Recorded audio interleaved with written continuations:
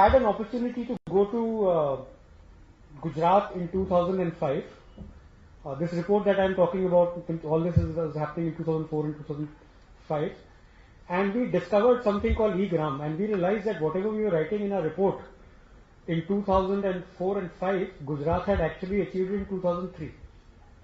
They had set up something called eGram Vishwagram Society, and all 13,865 Gram Panchayats of Gujarat were computerized, and that was enabling getting of citizens' voice into the system. So there was not just top-down governance, there was also bottom-up governance. I still recall we had organized a conference, and Meenakshi Ghosh, who was Panchayati Raj Secretary at that point in time, came with somebody in tow, and he said, listen, you don't have to talk to me, you have to talk to this gentleman, and this gentleman is Mr. Dr. Varesh Sinha, who was the Panchayati Raj Secretary in the government of Gujarat. And he says, if you have to learn how to do Panchayati Raj right, Gujarat is the state to learn from, and her speaking slot she gave away to Varesh Sinha. So that was our first exposure to eGram, and then we obviously went and we did a case study on it. After that, we have been to Gujarat many times, and we've seen a lot of things.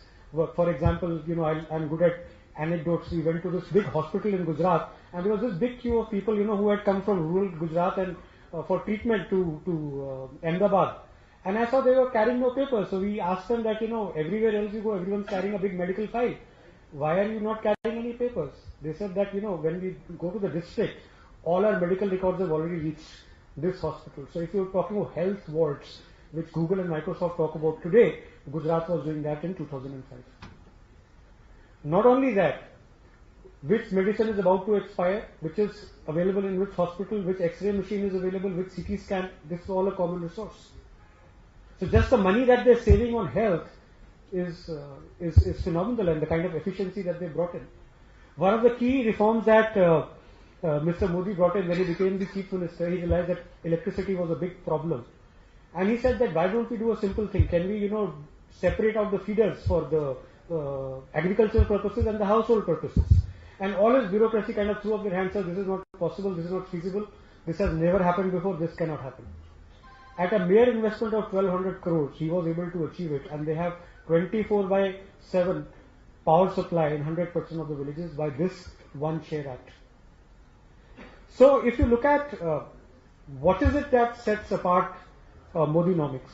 First, my learning is that most people are practitioners of economists in theory. In fact, when I wrote this book, a very senior economist who's a friend of mine, who I obviously cannot name, said, is this book about economics? I said, no, this is a book about Modinomics.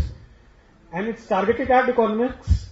They must read it and see that, beyond the theory of economics, what is it that they need to do to actually deliver those policies at the grassroots? And I think that is where Mr. Modi has done an outstanding job. Since 1991, by and large,